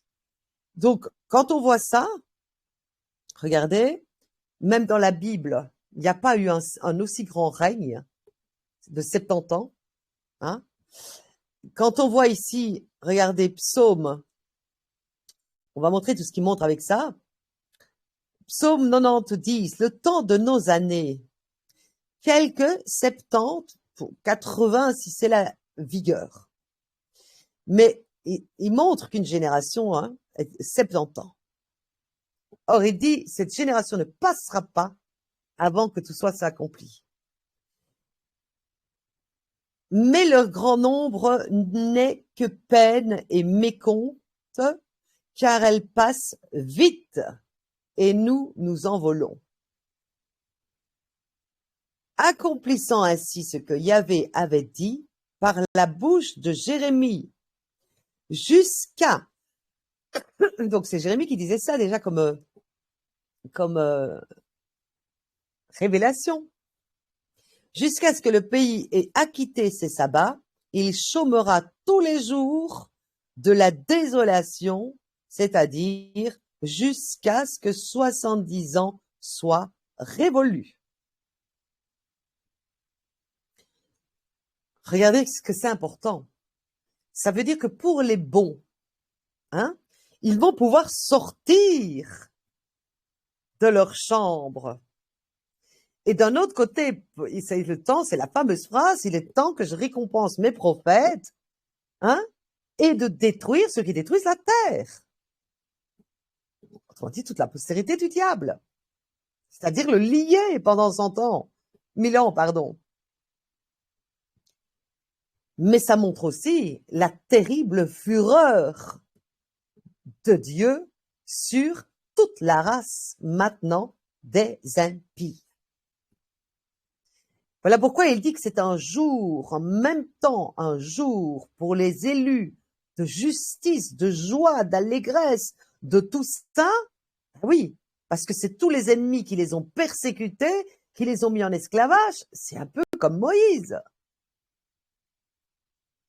Eux, ils vont être libérés. Ils vont pouvoir sortir, c'est marqué, ils vont bondir comme des veaux à l'engrais en sortant de chez eux, de leur chambre, où moi je suis par exemple 7 ans déjà. Mais malheur aux autres, c'est quoi qui vient en même temps? C'est terrible de se trouver dans les mains du Dieu vivant, parce que en plus de ça, c'est le foulage de la cuve, où il parle de sang jusqu'aux morts des chevaux, etc. C'est de la fureur. Comme il le dit, à chaque fois, il y a eu plein de fléaux et ils ne se repentirent pas de leurs crimes. Voilà, cela, c'est la fureur. Donc c'est un jour en même temps terrible et en même temps pour les saints et le peuple véritablement de Dieu, alors là, c'est un jour mais d'allégresse. C'est aussi un jour pour ceux qui sont des athées, terrible en même temps, parce que c'est là, ils auront la crainte de Dieu, c'est sûr. Là, c'est sûr. Donc, on aura des bons qui se repentiront et qui vont véritablement changer de vie par crainte de Dieu, et d'autres qui vont pas se repentir. Beaucoup vont aussi maudire Dieu, qu'il est méchant ce Dieu-là, qu'il est méchant, parce qu'ils n'ont jamais voulu entendre la parole. Mais ceux-là, on s'en fiche, en fait. Qu'ils disparaissent. Alors, quand j'ai été voir cet Inerski, je me dis, c'est incroyable. J'ai été voir il y a 2-3 jours. Ça fait des années que j'ai plus été voir ce qu'il faisait. Mais j'ai été voir il y a 2-3 jours. Imaginez-vous, il est toujours en train de dire la même chose qu'en 2015. Il n'a pas évolué d'un poil. Il dit toujours aux gens, les 7 ans vont seulement commencer. Il dit la même chose qu'il y a 7 ans. Il parle de la même enlèvement de l'Église, la même chose qu'il y a 7 ans. Vous imaginez? Alors que les 7 ans se terminent. Ça montre combien Dieu les a aveuglés. Ils attendent toujours. C'est comme ils ont eu quelque chose, ils l'ont enterré. Ils ont commencé à boire du vin, comme du temps de Noé. Ils ont oublié tout ça. Ils sont pas évolués mais d'un poil, ils ont pas évolué, quoi. Ils donnent la même fausse doctrine qu'il y a 7 ans, quoi. Non, mais franchement,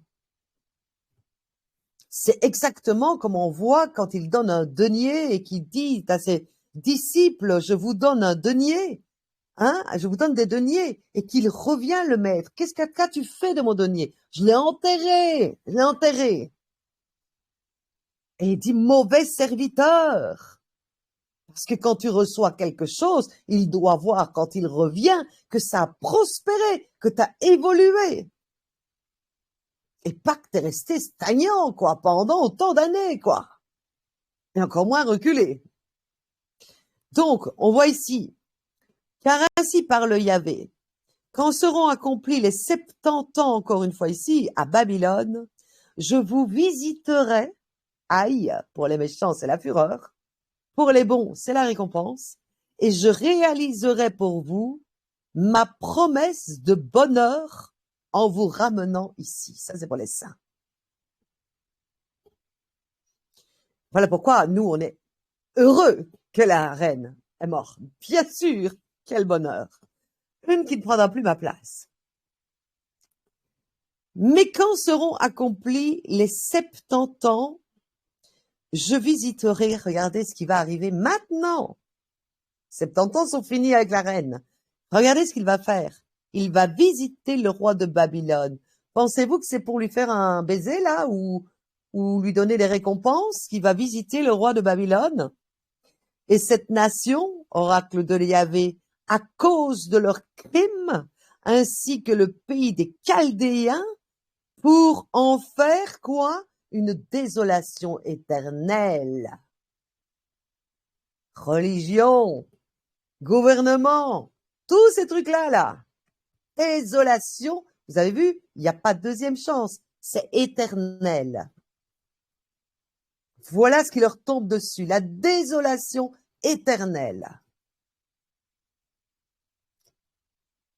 Et quand on voit Daniel, hein, quand on voit Daniel ici, donc là, on voit que, regardez, c'est sa venue, hein, son règne est magnifique, c'est la promesse de bonheur enfin réalisée. Coupe divin réunie, etc., le jardin d'Éden et tout. Mais en même temps, de l'autre côté, c'est l'extrême justice, hein. C'est l'arrachement de l'ivraie, hein. Parce qu'ils ne rentrent pas dans les 1000 ans, ceux-là. Ni dans l'éternité d'ailleurs. Et quand on voit Daniel, hein, quand il parle de cette semaine-là, 70 semaines, il parle par rapport à ça, regardez. C'est à Jérémie qu'il tient compte pour les 70 ans. Regardez Daniel 9.2. En l'an 1 de son règne, moi, Daniel, comme nous, je scrutais les Écritures comportant, je sais pas s'il y a une faute là, le nombre des années tel qu'il fut révélé par Yahvé au prophète Jérémie, qui doivent s'accomplir pour les ruines de Jérusalem, à savoir 70 ans. Daniel, à l'époque, cherchait déjà ces questions-là. Que veut dire les 70 ans de désolation? Que veut dire ces 70 ans de Babylone? Il cherchait déjà ça. Pourquoi? Ça prouve à quel point les prophéties se rejouent et se rejouent. On le voit, s'il frappe un peuple 7 fois, que le peuple continue à désobéir, il recommence. C'est recommence. Pourquoi? Parce que ça repêche. Nous arrivons à ce qui est passé dans le temps passé, on doit y faire référence. Regardez, du temps de Noé, il y fait référence du temps de Noé. Ce sera comme du temps de Noé à la fin. Regardez comme il fait référence quand il dit que Christ dans les 2 témoins, il dit que Christ est mort à la place d'Égypte et de Sodome, symboliquement. Quand on voit qu'il y aura de nouveau un exil final, un exode. L'exil, c'est quand ils sont chassés. Un exode final. Une libération finale. J'ouvrirai la voie royale, il dit. Il n'y a que les miens qui passeront. C'est quoi la voie royale? Il faut passer par le Christ. Si t'as pas le pardon, que t'es pas, il est la porte. J'ouvrirai une porte que personne ne peut fermer. Il est la porte. Tu ne rentres pas dans les 1000 ans si tu ne rentres pas par Louis. Autrement dit, si tu n'es pas pardonné, Dieu ne donne pas celui qui n'est pas pardonné à Christ, il ne l'amène pas. Parce que Christ dit, je ne prie que pour ceux que tu m'as donnés. C'est-à-dire, le Père, il pardonne, et si le Père pardonne, il l'amène, il le met dans le Christ. Si tu n'es pas pardonné, t'es calé là. Tu es sous la fureur.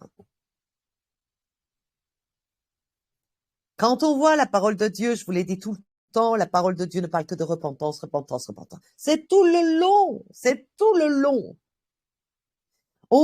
Il n'y a pas un pasteur qui prêche repentance. Vous avez entendu une seule personne qui prêche la repentance, c'est l'épouse, et vous n'y croyez pas. Mais tant pis pour vous. On voit ici encore,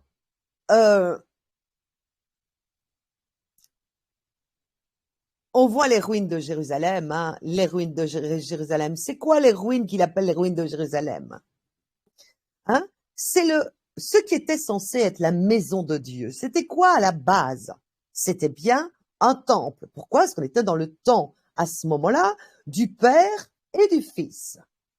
D'accord? Et que là, c'était un temple pour Yahvé en pierre, certes, en pierre. Pourquoi est-ce que Dieu a montré les choses d'en haut, d'abord à l'homme qui était complètement, mais ignorant de Dieu, éloigné de Dieu avec le péché, hein, qu'au même ils ont construit Babel pour pouvoir essayer d'atteindre Dieu. Donc on voit que l'homme essayait de rapprocher Dieu.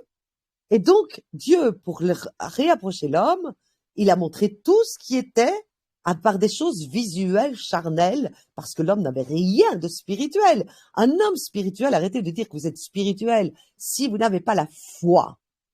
Et la foi, un pasteur n'a pas la foi. Celui qui a la foi, c'est celui qui obéit. Parce que celui qui obéit, il sait que s'il pêche, il va à la mort, donc il ne pêche pas, il n'a pas envie d'aller à la mort. Donc il faut la foi. Un homme spirituel a la foi, donc il obéit, l'homme spirituel. Arrêtez de dire je suis un homme spirituel, une femme spirituelle, parce que je parle de Dieu, parce que j'ai entendu la bonne nouvelle de l'épouse. Non, vous êtes un homme spirituel quand vous commencez seulement là, parce que l'homme spirituel va à la sanctification, parce qu'il est dans le Christ et qu'il est pardonné. Donc, il a la foi. S'il est pardonné, c'est qu'il a eu la foi. Sinon, il ne se serait pas mis à part du monde, hein. Il n'aurait pas fait tout pour fuir le péché. Voilà. C'est clair. Un homme spirituel qui juge de tout, c'est un homme qui obéit à tout et qui est pardonné de Dieu. Je le répéterai toujours. Vous êtes hors de Christ, vous êtes sur le parvis du temple. Donc, ce temple, jusqu'à Christ, il y avait encore un temple, mais Christ y a mis fin. Parce qu'il a dit maintenant, je suis là, et ma résurrection sera le nouveau temple spirituel pour les hommes spirituels, pour les saints qui obéissent, pour les pardonnés de Dieu. Ça veut dire quelque part la promesse qu'il est en train de faire là, c'est que je vais détruire tout temple ancien en pierre, et ceux qui ont la foi et qui obéissent vont être le temple. Ils seront mon corps, le temple. Comme écrit en Apocalypse 21, je ne vis pas de temple dans la ville, car Dieu est le temple et Christ est le temple. On voit alors ici les ruines de Jérusalem, c'est aussi évidemment les ruines. Pourquoi? Parce qu'à Jérusalem, c'est devenu quoi? Pareil que les églises, repère de démons. Ceux qui se disent juifs, c'est la synagogue de Satan. C'est ça les ruines pendant 70 ans. Il n'y a pas un homme, pas un juste dans tous ces païens. Dans tous ces temples de pierre, il n'y a pas un homme juste.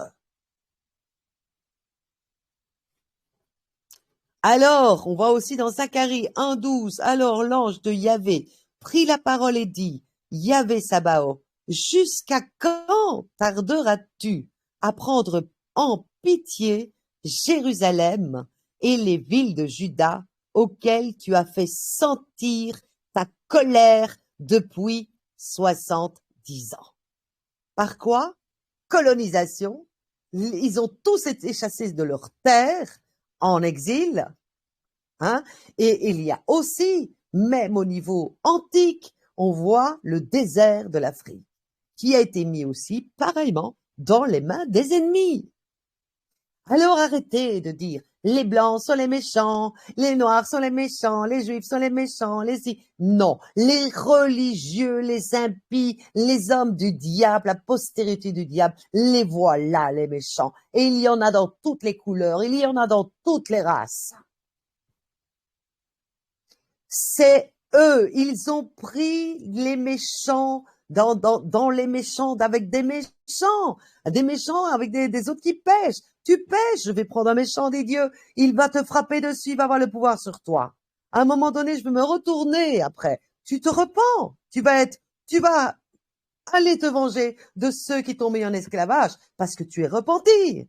Donc tu peux te retourner maintenant contre ceux qui t'ont mis en esclavage, mais parce que tu es repenti, sinon tu te ramasses encore 7 fois plus. Allez, tu pêches, tu t'en prends au blanc alors que t'es pas repenti toi, je vais te refrapper 7 ans aussi. Ils comprennent pas ça.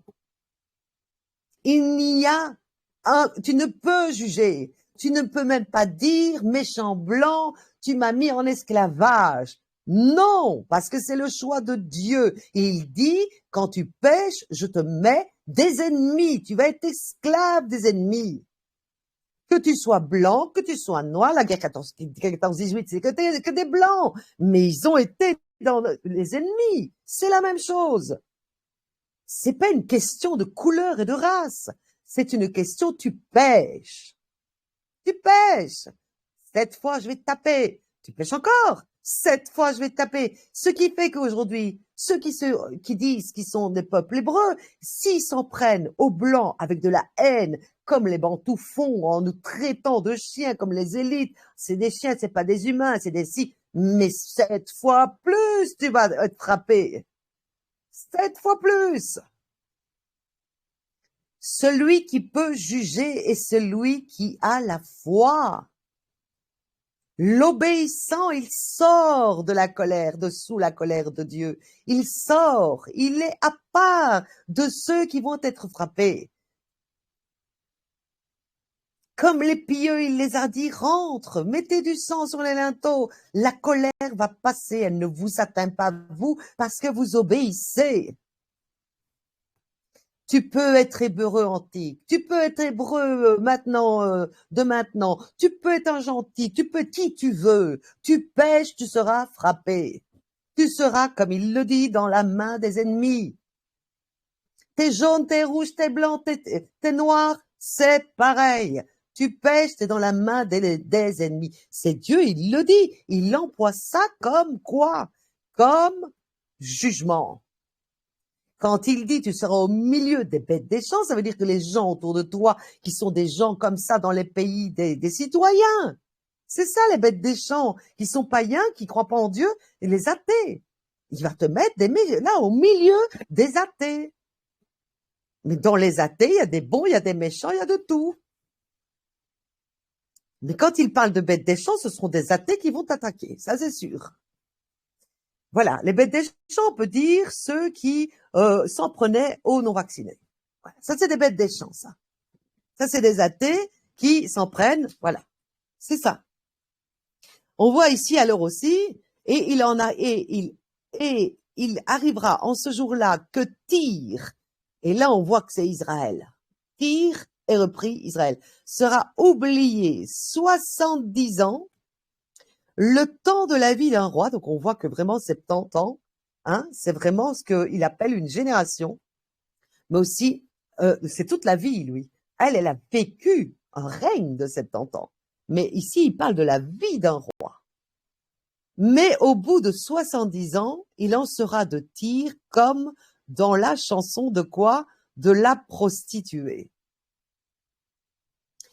Et on voit pourquoi je dis aussi, je crois que j'avais noté, j'avais mis aussi ceci. Regardez quand on voit les blasons, hein, avec la reine d'Angleterre, on voit ici, regardez à quoi il est dit. On parle le peuple d'Assur. Voyez comme on parle de ça? Assur. On voit aussi Tyr par rapport à ici, Israël. Parce que c'est bien elle dont il est question qu'on parle ici. Prends une cithare, parcours la ville, prostituée délaissée. C'est qui? Prostituée délaissée? Joue de ton mieux, répète ta chanson, qu'on se souvienne de toi.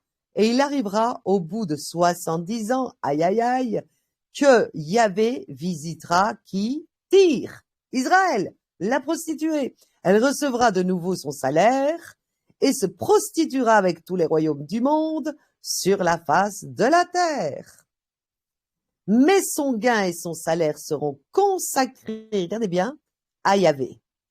Autrement dit, il va reprendre tout ça, là. Tout ce gain-là horrible qu'ils ont volé à tous les peuples, aux pauvres aussi, hein? Et ils ne seront ni amassés ni thésaurisés, mais c'est à ceux qui habitent devant Yahvé qu'ira son gain, comme il l'a toujours instauré. C'est normalement, quand Paul le dit d'ailleurs, c'est lui qui devait avoir les dîmes. C'est lui. Ce n'est pas des religieux pharisiens, ce sont les saints. Et regardez qu'est-ce qu'il disait quand les apôtres avaient toutes les dîmes aux pieds, les dons des gens venaient mettre ça aux pieds des apôtres, et les apôtres, ils les redistribuaient à qui?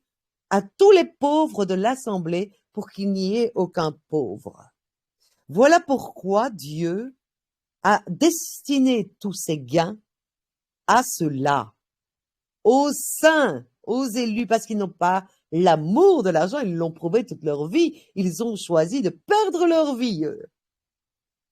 Ils n'ont pas choisi de perdre leur âme pour avoir l'argent, non, c'est l'inverse.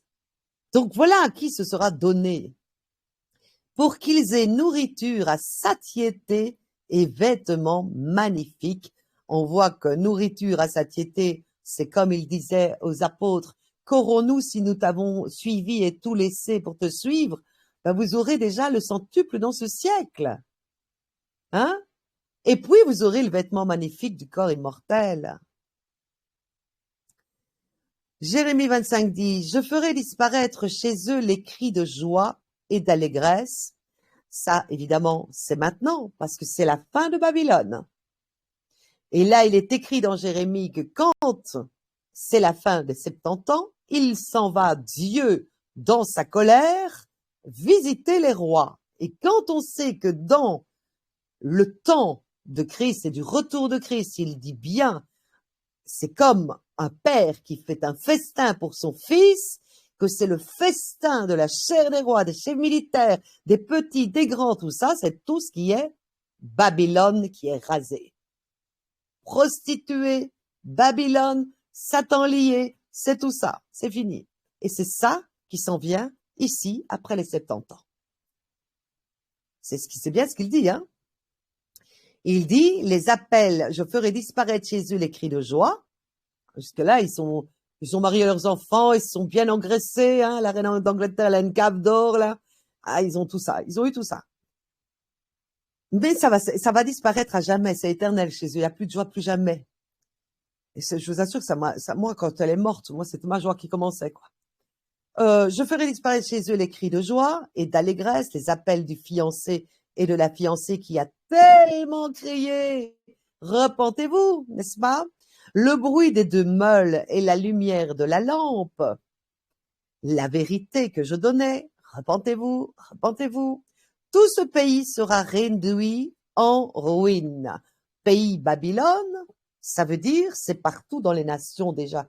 Tous les gens de Babylone, donc de la bête, francs-maçons, tout ce que vous pouvez trouver des contre-dieux. Tout cela, ça forme une ville entière, ça.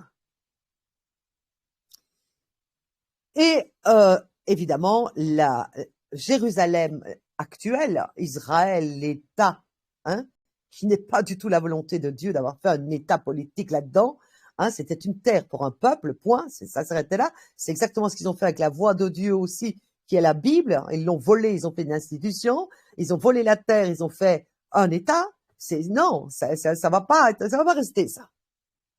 Vous pensez bien que ça va être en ruine, hein? L'abomination de la désolation doit être purifiée là-dessus. Hein. Quand on voit une mosquée sur le mont du Temple, tout ce qui était romain là-dessous, etc. Hein, parce que bon, où est la vraie Jérusalem? Qu'est-ce qui va rester? Qu'est-ce qui va être détruit? Ça, c'est Dieu qui sait, hein, où il va nous emmener. En tout cas, il va nous préparer cette place comme ça. Tout ce pays sera réduit en ruine et en désolation, et ces nations seront asservies. Regardez les nations ici, ça veut dire tous les pays du monde seront asservis au roi de Babylone pendant 70 ans. Qu'on aille en Chine avec un dictateur, qu'on aille en Russie, il y a un dictateur aussi, que ce soit l'Union européenne, que ce soit l'OTAN, l'Amérique, c'est c'est tous des corrompus au pouvoir de toute façon.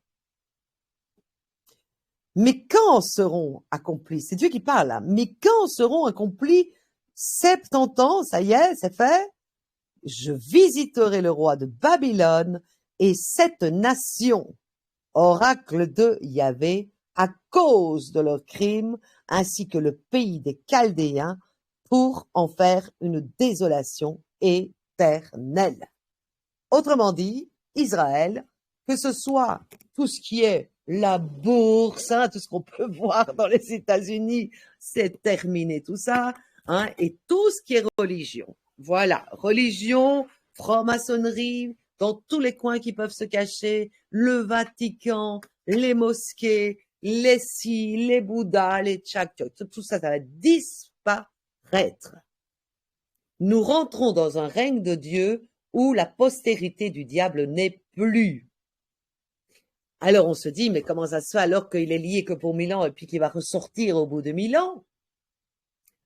Parce que c'est évidemment, Dieu épure les choses. Il ne va pas faire de la terre une terre céleste, qui veut dire une terre qu'il n'y a plus de séparation entre les cieux, pas le ciel avec le firmament, hein. Là il y a une séparation, il y a un ciel, il y a un firmament qui est un dôme au-dessus de la terre, et puis il y a les cieux. Il ne va pas retirer ce dôme d'ailleurs où il a jeté en bas les démons, hein, dans notre ère ici, c'est pour ça que c'est le prince de l'air. Il ne va pas tirer tout ça, Dieu, tant que tout n'est pas épuré, et que tous ceux qui resteront ne sont pas des gens changés immortels, c'est seulement là. Voilà pourquoi il fait un premier tri. Hein? Quel est le premier tri? Le premier tri, c'est très clair, il l'a dit. C'est d'abord ma maison. Autrement dit, ceux qui ont fait de devenir les temples de pierre comme étant des temples de marchands de temples avec de l'argent, avec des repères de démons, avec des faux dieux, avec des machins, ça c'était sa maison. Mais c'est ceux qui rejettent, chasse Agar, chasse Israël, cet Israël récent là qui est maintenant, c'est non. On le voit, c'est ça le premier jugement.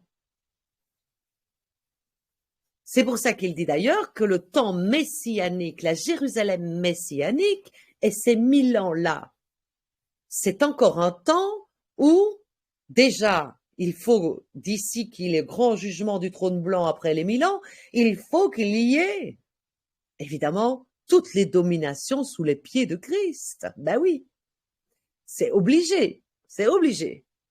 Ensuite, il est écrit que pendant les 1000 ans, celui qui péchera sera maudit. Voilà. Il y a un tri. Il ne faut pas oublier aussi que dans les nations, il y aura encore des générations pendant 1000 ans. Ils font des enfants. Hein? Et qu'il n'y a plus du tout la postérité du diable qui était, donc il ne peut plus fourvoyer les nations. Mais rappelez-vous, quand il a sorti le peuple d'Égypte, il y en a quand même un petit groupe qui a fait un veau d'or. Donc, dans les 1000 ans qu'il y aura là, il relâchera Satan, il y en aura qui vont être encore séduits. Regardez ce qu'il a fait dans le désert. Il a d'abord renfermé les eaux sur les Égyptiens. Ensuite, arrivé dans le désert, ils ont fait un veau d'or. Qu'est-ce qui s'est passé?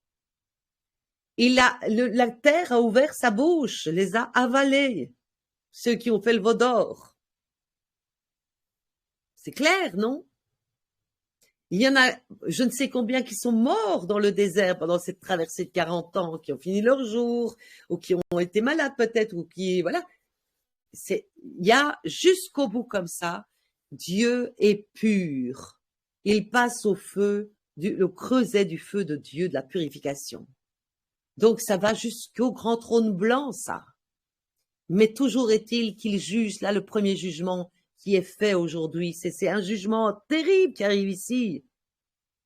Le jugement du trône blanc est aussi terrible, parce que ça va faire le final. Ça veut dire que ceux après le trône blanc, ils seront qu'immortels. Mais avant, il y a d'abord le jugement de tout ce qui a servi d'ivraie pour que les saints soient sanctifiés. Il fallait comme Christ des ennemis qui nous martyrisent pour avoir la même croix que Christ.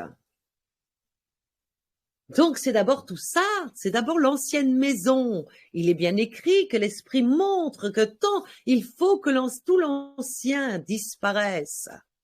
Celui qui ne veut pas passer dans la deuxième alliance par une repentance, il sera enlevé. Il n'y a plus de première alliance qui passe, parce que la première alliance, Dieu l'a instaurée, mais il a voulu une deuxième, par la foi, pas de son fils, parce que sans cette deuxième alliance qui est hyper importante pour Dieu, parce que le pardon est accordé là, il ne peut pas pardonner avant ça. Il ne pardonnait pas pour avoir la vie éternelle dans la première alliance. Donc c'est de l'amour qu'il veut de faire partir la première alliance pour aller dans celle de son fils et dans celle encore plus excellente de son féminin. Donc ça, c'est un premier jugement terrible. Mais il est là maintenant, parce que les 70 ans, c'est clair, c'est sous vos yeux, je viens de vous le montrer. Les 70 ans sont terminés, hein, de désolation, la fameuse désolation là, que nous, on s'est lamenté. Moi, ça fait 7 ans que je me lamente sur cette désolation du monde, quoi, des mœurs, de tout, c'est une désolation. Ça fait 70 ans de ça. Des guerres, des horreurs, des religions, de tout, tout ce qui est impie, tout ce qui est contre Dieu, tout ce qui est du fils du diable et de l'esprit de Jézabel. C'est pour ça d'ailleurs qu'il n'y a aucune prostituée, ni aucun prostitué qui rentre, ni aucun adultère qui rentre dans le millénium. Pourquoi? Parce qu'ils sont l'esprit de l'élite. Les femmes ont cet esprit-là, les Jézabel, elles rentrent pas là, elles rentrent pas, il n'y a pas d'adultère qui rentre là. C'est adultère à grande échelle, c'est Israël qui se prostitue aux nations, mais c'est aussi à petite échelle. Tu es avec une adultère, tu vas voir les prostituées, tu fais tout ça, ça n'existe plus, tu restes calé là, tu t'en vas. Tu ne passes pas dans le règne qui s'en vient. Le porno, le ci, le là, tu passes pas. Il n'y a pas de ça qui rentre dans le règne de Dieu de Christ là. C'est très simple. Si tu n'es pas dans le Christ, tu ne passes pas. Il est la porte. La preuve, regarde avec les vierges sages, c'est lui qui ouvre la porte. C'est lui qui la ferme derrière les vierges sages qui rentrent, les 5 qui rentrent. C'est lui qui ferme la porte. Les 5 quand t'arrives, tu passes pas. Tu rentres pas là. Tu rentres pas. Tu rentres pas au festin des noces, toi. Tu es le festin des noces. On va manger tes chairs. Tu es la prostituée, on va manger tes chairs. Tu restes là, toi. C'est tout, c'est comme ça. C'est comme ça. C'est très clair. Et là, maintenant, on doit s'attendre à quoi?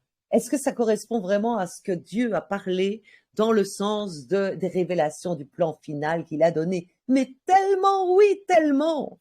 Vous vous imaginez que la troisième veille se termine à la fête des trompettes et que la reine, elle meurt 17 jours avant? Mais imaginez-vous ça. Elle qui est en train de dire, donc la sonnerie là, qui va sonner, si Babylone, les 70 ans de règne sont finis, ça veut dire que là, il va y avoir quelque chose qui va se passer. C'est quoi? Ben, ce que je viens de dire plus haut. Les méchants, voilà la fureur, et pour les prophètes, voilà la récompense, leur bonheur, là, comme il est écrit. Ça confirme encore une fois cette fête des trompettes. Ça confirme encore une fois que la fête des tentes qui suit, donc il y a Yom Kippour après, hein, qui pleureront probablement beaucoup sur un premier-né, ça veut dire qu'il doit avoir la révélation, qu'il doit avoir aussi ce festin des noces qui correspond aux 7 jours de la fête des tentes. mais aussi la résurrection des morts, le changement de corps la, la restauration, la restauration, puisqu'il dit bien dans Daniel, hein, ce sera rétabli dans des temps fâcheux, mais ce sera rétabli. Et on le voit d'ailleurs, puisqu'il a pris une épouse, hein, il m'a oint épouse, et puis il m'a fait être mère, puisqu'il m'a fait cette promesse du premier né dans le monde, que je vais réintroduire une deuxième fois dans le monde, qui est Samy, il m'a fait mère, puis il a fait le premier né qui est Samy, devient époux, et puis il dit tes fils viendront de loin, et on sait que les ressuscités, on ne les devance pas. Donc à partir de là, on y est quoi, on y est. Par contre, eux, ça veut dire que 70 ans de domination pour eux, ils ont été fiers de dominer pendant 70 ans les peuples, de les martyriser, de tuer les saints, etc. Eux, c'est la colère. Eux, c'est la fureur. C'est leur fin, quoi. C'est leur fin. Voilà. Voilà ce que je peux dire. Et je voulais quand même donner ça parce que je trouve que, mais il faut partager cette joie, quoi. Mais regardez le monde entier qui est derrière la reine. Regardez ça. J'ai regardé le journal télévisé, il y a des foules immenses, des gens qui pleurent et qui adorent le dragon, quoi. Ils adorent le dragon. Alors beaucoup disaient non, c'est la Chine le dragon. Non, à Londres, etc., c'est le dragon partout. C'est le dragon. Elle est le dragon. Elle parle. D'ailleurs, regardez, qu'est-ce qu'il dit avec le faux prophète et la bête, les deux bêtes. Il parle comme un dragon. On parle comment Samy parle? Il parle par l'esprit de son épouse, de l'Esprit Saint, qui est sa femme. Ici, les hommes parlent avec l'esprit de Jézabel et de Lilith. Vous avez vu l'homme de la reine Élisabeth, là? C'était comme un petit chien. C'était comme le petit chien soumis. Hein? Mais pas du tout Marie, hein, parce qu'il était homosexuel, il était pédophile, il était ci, il était là, hein? Total, quoi, la totale. Hein? C'est absolument pas le cas de le premier-né. Le premier-né a obéi certes à l'esprit parce que l'Esprit Saint devait, en tant que mère, l'éduquer et former en lui Christ. Hein? Il est devenu époux pour être roi. Celui-là, il est tombé avant même avant l'esprit de Jézabel. Il est tombé, le mari, il est mort là, un an avant.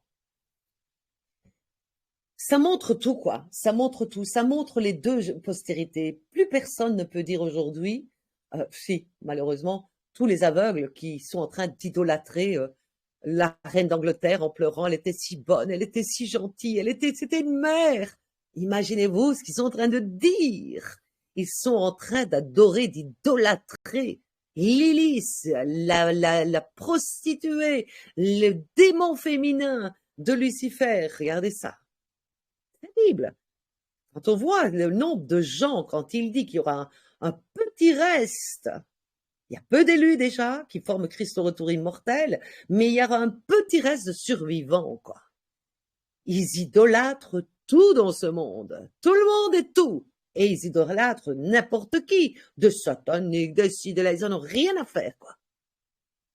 Mais tous ces gens-là, ils vont à la GN. Ils sont perdus. Ils sont tellement idolâtres. Voilà, il y a beaucoup d'athées, heureusement, qui n'idolâtrent rien du tout. Ça, c'est clair. Moi, mes enfants, par exemple, de chair, ils n'idolâtrent rien. Ni l'argent, ni quoi que ce soit. Rien du tout.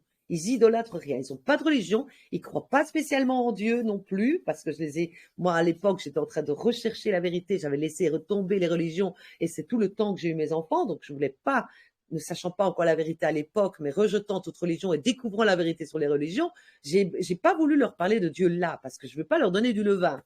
Donc, évidemment, ils croient pas spécialement en Dieu encore. Mais par contre, ils n'ont aucune idolâtrie. Que ce soit des stars, que ce soit des dirigeants, que ce soit des religions, que ce soit des choses du monde, ils n'ont pas ça. Ils n'ont pas ça. Donc, il y a beaucoup d'athées qui n'ont pas ça. Mais quand on voit l'inconscience de gens qui pleurent la reine, ça veut dire clairement qu'ils ne connaissent pas ce qui se passe derrière et qu'ils ne cherchent absolument pas. Ils sont aveugles, ils sont comme des petits pions derrière Satan manipulés et il faut peu de choses pour les faire pleurer, quoi. C'est vraiment le mal qui est devenu le bien pour eux, quoi. Voilà. Parce que je ne pense pas du tout hein, qu'un seul Anglais n'est pas au courant de rumeurs qui ont été dites hein, sur la famille, évidemment là. Hein. Non, je veux pas croire ça, mais c'est tellement idolâtré que c'est comme les pasteurs, quoi. Hein, ceux des églises, ils disent, mais oui, mais ce pasteur, il fait pas. Là, il fait ça quand même, c'est pas bien. Mais oui, mais tout ce qu'il dit, il faut prier pour lui. Hein, on est tous pécheurs. J'ai encore entendu ça encore une fois hier d'un religieux. Donc c'est voilà, on est tous pécheurs. Donc le pasteur a violé une petite fille d'église. On est tous pécheurs, il faut pardonner. Hein. Tous ces gens-là, ils disparaissent. Ils resteront pas, c'est pas possible ça.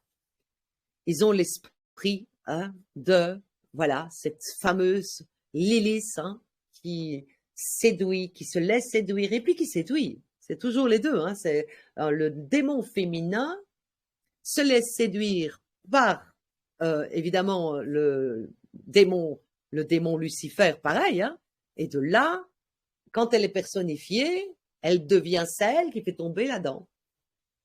Voilà, tout simplement. Donc c'est vraiment comme si on voit que l'Adam qui a été fait de la terre, au niveau charnel, je dis bien au niveau charnel, c'est l'esprit démoniaque féminin qui agit dans les femmes pour faire tomber les hommes de chair charnelle. Mais par contre, si on passe dans la foi, alors ce n'est plus du tout ça. Parce que la femme, là, a retrouvé hein, la sainteté et donc, pour son mari, elle est couronne.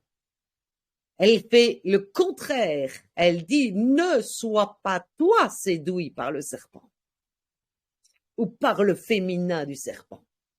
Voilà, c'est inversé. Donc voilà, on voit que quand les femmes sont vertueuses, on voit que c'est l'homme qui doit se repentir avec une femme vertueuse. Et quand on voit, par exemple, où deux sont absolument pas en Dieu, machin, c'est la femme qui fait tomber l'homme.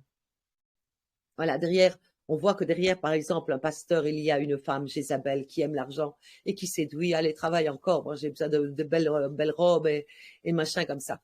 Donc, c'est très clair, quoi. Aujourd'hui, c'est très clair, tout ça. C'est devant nos yeux. On peut plus nier ça, quoi. Voilà. Donc, voilà ce que je voulais un peu montrer. C'est incroyable aussi le fait, ceci, hein, dans les personnifiés, que le pape, on l'appelle le Saint-Père, quoi. Que la reine mère, alors que l'épouse est reine et mère. Donc, vous voyez, c'est vraiment de l'usurpation, c'est total, quoi. C'est total. Et quand on voit qu'elle s'appelle Élisabeth, hein, qui m'a été donné ça pour me dire que le premier Adam, s'il ne croit pas, il sera comme Zacharie. Voilà ce qu'il me donnait dans Élisabeth. Je me dis, waouh, quoi. Elle a même ce nom-là, quoi. La copie de Satan est extrême par rapport à Dieu. Hein. C'est normal, puisqu'il veut prendre la place de Dieu, il limite en tout pour se proclamer Dieu. Et ça marche. Parce que dans le monde, regardez le nombre d'idolâtres. Quoi. Regardez le nombre de religions, regardez le nombre de sataniques, regardez le nombre de méchants, regardez le nombre de dirigeants qui est complètement la corruption, l'homosexualité, la pédophilie, tous les vices. Quoi. Tout est là, tout est là. Donc, c'est clair. Ça marche, ça marche. La voie est large, ça veut dire qu'il y en a tellement plus qui prennent cette voie-là, quoi. Voilà pourquoi il y aura peu d'élus, donc peu de glorieux, mais aussi une grande foule. Une grande foule dans un monde entier de 8 milliards de personnes, ça fait pas 8 milliards la grande foule, hein. La grande foule, c'est peut-être 2-3 millions, je ne sais pas moi, hein. C'est pas, il parle quand même d'un petit reste. Donc d'un petit reste par rapport à 8 milliards. Voilà la grande foule de ceux qui vont passer dans le millénium en tant que nation, quoi. En tant que juste, en tout cas. Alors, quand on voit les nations, si on voit que Christ est la porte du festin, et qu'il est la porte d'ailleurs, puisqu'il dit ni idolâtre, ni personne ne rentrera là, et qu'il est la porte donc de ce millénium, ça veut dire donc que peut-être qu'il restera à l'extérieur de ça, hein, ou en dessous de la terre, ou peu importe où c'est, on s'en fiche, nous, on ne demande que ça, c'est que ça arrive, hein, c'est que tous ceux qui vont rester sur le carreau, là, qui ne rentrent pas dans le millénium, où vont-ils être, quoi? Bah, ça, vous allez le voir. Si la géhenne, c'est sous, hein, c'est l'enfer, il est sous la terre. Puisque, on le voit, hein, quand il avale, quand la terre ouvre sa bouche, c'est terminé. On voit aussi que par rapport à la femme et le dragon, c'est la terre qui avale tout le fleuve lancé de la bouche. Qu'est-ce que le fleuve lancé de la bouche du dragon? C'est tout ce qui est apostat, c'est tout ce qui est impie, c'est tout ce qui est péché, c'est tout ce qui est tout ça. C'est tout ce qui est vice, c'est tout ce qui est mensonge, c'est tout ça. Donc c'est la terre qui avale tout ça. Donc c'est très clair, c'est montrer où est-ce que ça va. Hein? Elle ouvre la bouche, c'est la géhenne là en dessous. Donc voilà, j'ai fini avec tout ça. Je voulais donner ça parce que c'est pour ceux qui obéissent, réjouissez-vous, hein. Réjouissez-vous parce que là on n'a jamais été si près, hein. Et pour ceux qui n'obéissent pas, bah, craignez. Je vous le dis, craignez. Voilà. Amen.